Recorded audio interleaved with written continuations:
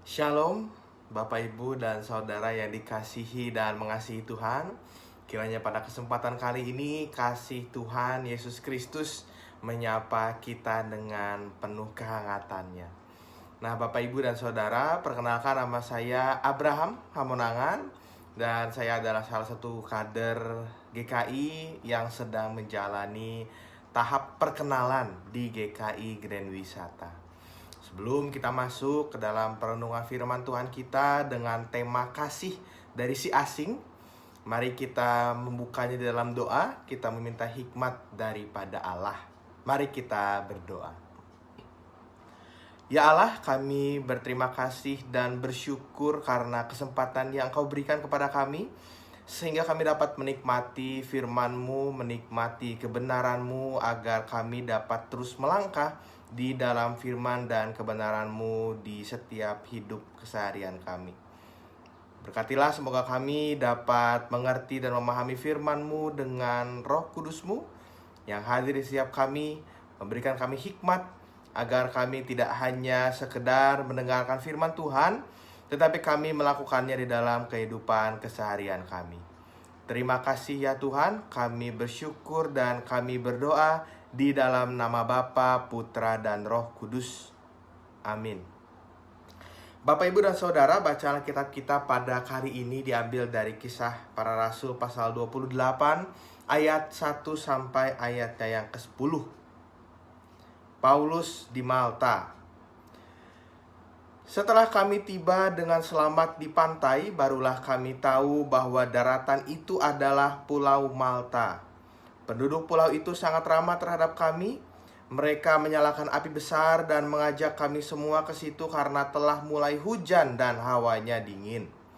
Ketika Paulus memungut seberkas ranting-ranting dan meletakkannya di atas api, keluarlah seekor ular beludak karena panasnya api itu, lalu menggigit tangannya.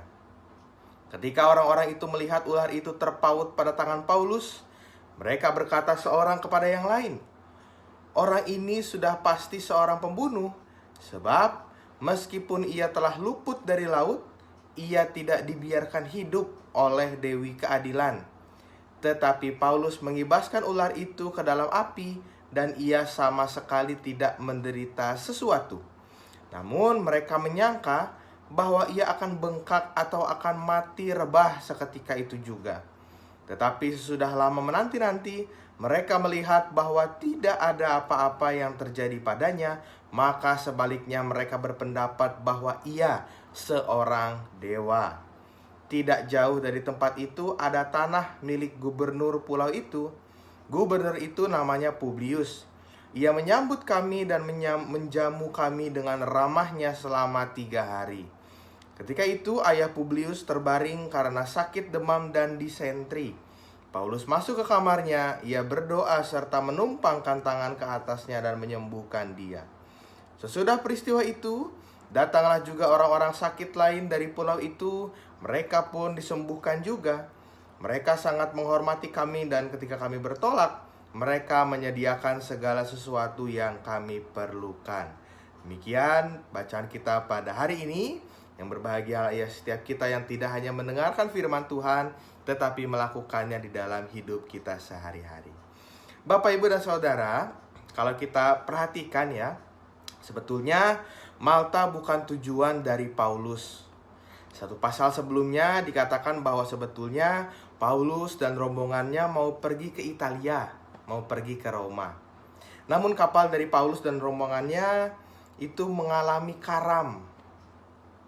Mereka sempat terdampar di tengah lautan, namun selamat lalu naik ke sebuah daratan yang mereka kenal sebagai Pulau Malta.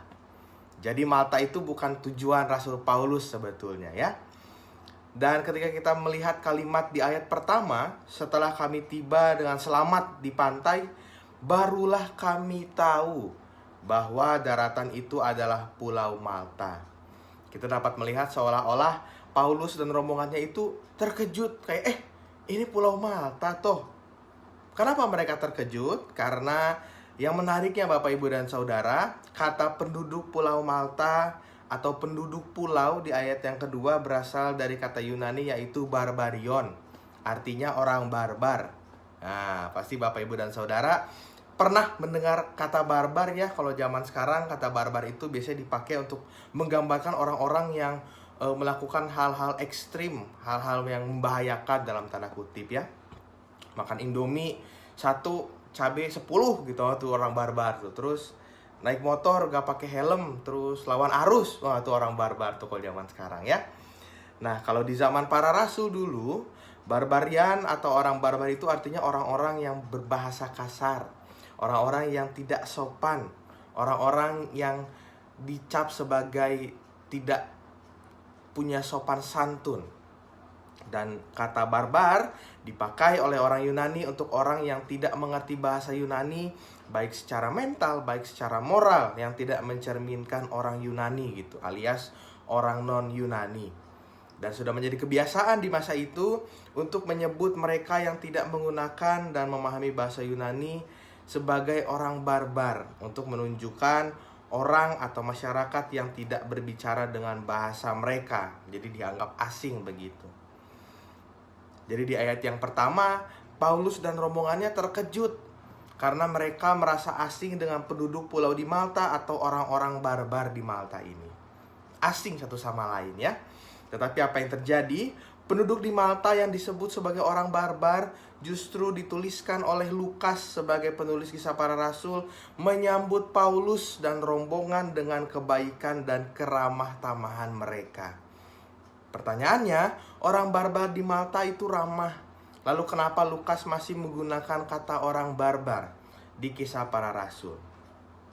Pada kesempatan ini, Lukas mau meruntuhkan stereotip atau stigma budaya atau masyarakat kepada para pembaca Kisah Para Rasul. Lukas menghargai dan menunjukkan kebajikan orang-orang barbar dalam bentuk keramah tamahan dan kebaikan yang diberikan mereka kepada rombongan Paulus. Dan di dalam kisah ini, Lukas menggambarkan orang barbar di Malta yang bahkan bukan tujuan Paulus untuk ke sana. Lebih baik daripada elit di Filipi, lebih baik daripada orang-orang Athena yang berbudaya, bahkan lebih baik daripada orang-orang Yerusalem yang katanya suci. Keramah tamahan dan kebaikan orang barbar Malta tidak hanya membuat api yang besar dan menerima Paulus dan rombongannya. Tetapi di ayat yang ke-11 kita dapat melihat Bapak, Ibu, dan Saudara bahwa Paulus dan rombongannya diterima dengan baik selama hampir 3 bulan lamanya.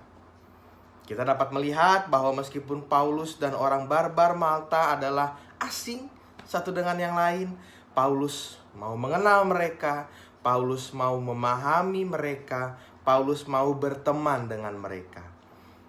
Di ayat ketiga sampai ayat ke-6 kita dapat melihat ada kesalahpahaman sempat terjadi antara orang barbar kepada Paulus. Ketika Paulus digigit ular beludak, orang barbar Malta menyangka bahwa Paulus itu penjahat. Karena mereka merasa dewa yang mereka sembah, yaitu Dewi Keadilan, itu tidak mau membiarkan Paulus ini hidup gitu.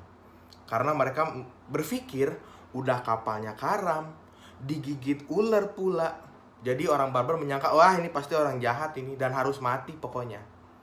Tapi apa yang terjadi ketika Paulus ternyata baik-baik saja? Orang barbar di Malta menyangka bahwa Paulus itu dewa. Lalu bagaimana respons Paulus terhadap sifat sikap yang ditunjukkan oleh orang-orang di Malta? Apakah menghardik mereka? Apakah langsung berkata bahwa saya ini rasul dari Yesus Kristus, memaki dan lain sebagainya? Tidak ya Bapak, Ibu, dan Saudara. Paulus memahami dengan siapa dia berhadapan. Paulus merespons kesalahpahaman orang barbar tidak dengan menghardik mereka. Apa yang Paulus lakukan? Paulus justru memberi pelayanan kepada ayah dari seorang gubernur di Malta bernama Publius. Paulus juga memberi pelayanan kepada masyarakat Malta atau orang-orang barbar di Malta. Paulus menunjukkannya dengan sikap keramah tamahan, kebaikan, kelemah lembutan yang diajarkan sang guru Yesus Kristus. Bahkan Paulus menerima dengan sukacita keramah tamahan dan kebaikan yang lebih dulu ia dapatkan dari orang-orang barbar di Malta. Dan di akhir kisah kita hari ini, Paulus justru mendapatkan perbekalan dari orang barbar Malta untuk perjalanannya menuju Roma. Perwira Julius yang hadir bersama Paulus sebetulnya mungkin saja Bapak, Ibu, dan Saudara untuk merampas perbekalan untuk ke Roma. Karena Malta salah satu tanah jajahan Romawi pada masa itu. Namun dalam hal yang terjadi justru sebaliknya. Paulus yang justru memberi penyembuhan bagi ayah Publius dan orang-orang barbar Malta. Kebaikan penduduk Malta tidak hanya di awal saja, namun mereka menghormati semua yang sudah dilakukan oleh Paulus. Bahkan ketika Paulus akan pergi dari Malta, penduduk setempat memberi perbekalan yang dibutuhkan dalam perjalanan. Pemberian ini bukan seperti penjarahan yang dilakukan oleh bangsa Romawi kepada tanah jajahannya. Pemberian ini merupakan pemberian penuh kasih kepada seorang rasul yang menyatakan kehadiran Allah. Pemberian penuh kasih kepada musafir yang menyebarkan kasih dan damai sejahtera di dalam Allah. Setidaknya Bapak, Ibu, dan Saudara, kita belajar 3 hal dari bacaan kita hari ini. Yang pertama, tentunya perbedaan sering kita temukan dalam kehidupan kita sehari-hari. Kita dapat melihat dalam kisah ini perbedaan antara Paulus dan penduduk di Malta sangat jauh berbeda. Bahkan penduduk Malta disebut sebagai orang barbar. Tetapi meskipun sikap berbeda, cara pandang, bahasa terbilang berbeda dan pasti memiliki kesulitan tersendiri, mereka tidak tersurut keramah tamahan dan kebaikan yang mau dilakukan satu dengan yang lainnya. Sama halnya dengan kita dalam kehidupan sehari-hari, perbedaan cara pandang, sikap, kebiasaan, generasi, mungkin lebih jauh lagi perbedaan suku, ras, dan agama akan sangat sering kita jumpai tentunya.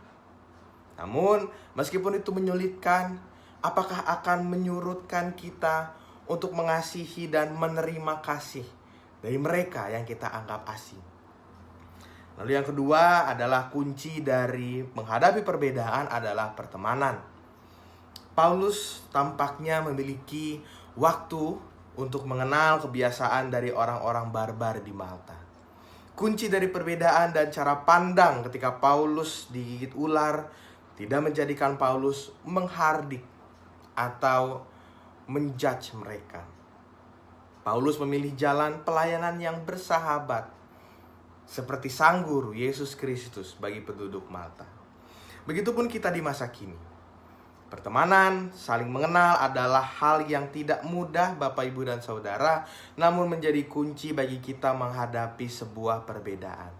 Sehingga kita dapat memandang kasih yang dibagikan oleh orang yang kita anggap asing dengan penuh rasa syukur. Atau bahkan kita tidak akan menganggap mereka sebagai si asing, tetapi kita menganggap mereka sebagai seorang teman. Lalu yang terakhir, kebaikan Allah ternyata datang dari sesuatu yang kita manusia tidak pernah duga. Tujuan awal Paulus, Roma. Malta bukan tujuan dari Paulus. Tetapi hal yang tidak terduga terjadi bahwa penduduk Malta yang dikabarkan atau dikatakan barbar justru menyambut mereka dengan keramah tamahan dan sukacita. Apakah kita sering mengalami ini di dalam kehidupan kita sehari-hari Bapak, Ibu, dan Saudara? Di tengah-tengah lingkungan rumah kita, ketika kita melakukan perjalanan ke suatu tempat, atau ketika kita berada di tempat umum, kita sering merasakan kebaikan-kebaikan sederhana yang Allah berikan dari si asing, yang justru kita maknai, kita syukuri, kita bawa dalam damai sejahtera sebagai kasih Allah yang hadir dimanapun dan kapanpun di dalam hidup kita sehari-hari. Mari Bapak, Ibu, dan Saudara, kita menutup renungan di dalam doa. Mari kita berdoa. Ya Allah yang kami kenal di dalam nama Tuhan Yesus Kristus, kami bersyukur karena kasih yang Kau berikan adalah kasih yang tidak sempit, tetapi kasih yang Kau berikan berasal dari manapun dan kapanpun. Dan hari ini kami belajar dari firman-Mu bahwa Rasul Paulus dapat merayakan, dapat menerima dengan rasa syukur dan sukacita kasih yang berasal dari orang yang mereka anggap asing. Kami berdoa ya Tuhan bahwa kasih yang hadir di dalam hidup kami dapat bersyukur, kami dapat bersuka cita ketika kasih ini kami rasakan dari orang yang selama ini kami anggap asing. Kami berdoa ya Tuhan, supaya kami sebagai anak-anak-Mu dapat menyatakan firman Tuhan dalam kehidupan kami sehari-hari. Biarlah kami menerima setiap orang-orang yang kami anggap asing dengan pelayanan yang bersahabat. Kami mau berteman, kami mau menyatakan rasa syukur kami dengan menerima kasih yang mereka lakukan kepada kami. Berkatilah supaya kami dapat terus menjadi terang di dalam hidup kami. Berkatilah kami juga supaya kami dapat menyatakan kasih yang tulus seperti yang Engkau ajarkan di dalam diri Tuhan Yesus Kristus. Terima kasih ya Tuhan, inilah doa kami bersyukur dan kami berdoa di dalam nama Bapa, Putra, dan Roh Kudus. Amin. Terima kasih Bapak Ibu. Tuhan Yesus memberkati kita semua.